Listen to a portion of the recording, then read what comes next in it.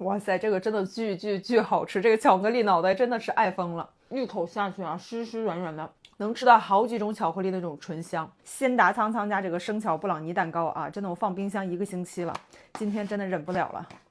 这个里边一共是3块。咱们先看配料啊，它这个配料真的很干净，还加了新西兰进口的黄油，还有比利时的巧克力，没有代可可脂啊，全部都是纯黑巧的。我这拿出来解冻有1个小时了吧，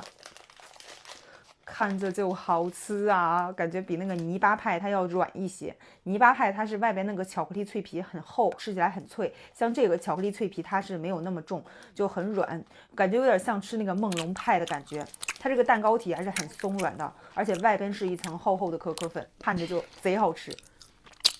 哇，这个口感真的绝了，它就有点那种半干半湿的，就是你嚼在嘴里，不知道为啥我感觉还是很有嚼劲儿的那种，真的很好吃。